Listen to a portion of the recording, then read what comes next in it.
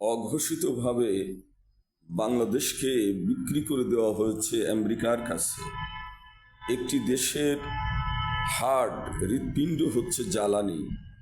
জ্বালানি যদি না থাকে তাহলে দেশের মিল কারখানা বন্ধ হয়ে যাবে, গাড়ি সচল থাকবে না, বিমান সচল থাকবে না, কোনো কিছু সচল থাকবে না, বিদ্যুৎ উৎপাদন হবে না। একটি দেশের হৃদয় হচ্ছে, হৃৎপিণ্ড হচ্ছে হার্ট, চালিকা শক্তি হচ্ছে জ্বালানি, হচ্ছে হৃৎপিণ্ড বা জ্বালানি হচ্ছে চালিকা শক্তি। তা আমেরিকার সাথে বিগত সরকার অর্থাৎ ইউনূস সরকার এবং বাংলাদেশের মধ্যে না, পৃথিবীর মধ্যে সব থেকে মিথ্যুক সরকার হচ্ছে ইউনূস সরকার।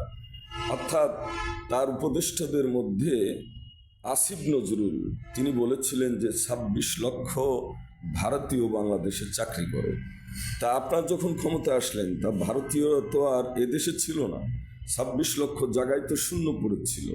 তা আপনারা তো ২ লক্ষ লোককেও এদেশে চাকরিতে নিয়োগ দিতে পারেন নাই, বরং বাংলাদেশকে একটা গুলামের জিঞ্জিরে আবদ্ধ করে গেছেন আমেরিকার কাছে জ্বালানি চুক্তি করে, যে আমেরিকার অনুমোদন ছাড়া কারো কাছে থেকে তেল ক্রয় করতে পারবে না বাংলাদেশ।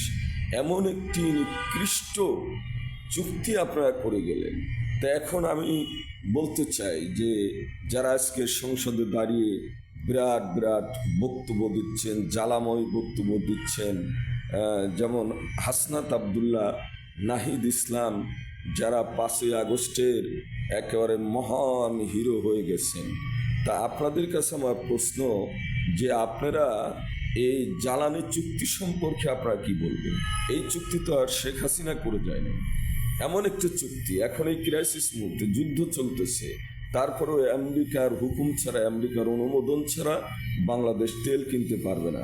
তারপরেও ভারত একটা মালাউন ফিরাউন, আপনাদের দৃষ্টিতে মালাউন ফিরাউন জাহান্নামী রাষ্ট্র, ভারত মানে নিকৃষ্ট রাষ্ট্র। তারপরেও সেই ভারত কিন্তু বন্ধুসুলভ আচরণ আমাদের সাথে করেছে। ক্রাইসিস মুহূর্তে তারা আমাদেরকে তেল দিয়েছে, জ্বালানি দিয়েছে। তা বিষয়টি হলো যে আপনারা এই যে কাজটা করলেন, এমন একটা গুলামি জিঞ্জিরে আবদ্ধ করেছেন বাংলাদেশে ১৮ কোটি মানুষকে। তা আগামী দিনে কিন্তু আপনাদেরকে এই জন্য জবাবদিহি এই ১৮ কোটি মানুষের কাছে আপনাদের করতে হবে।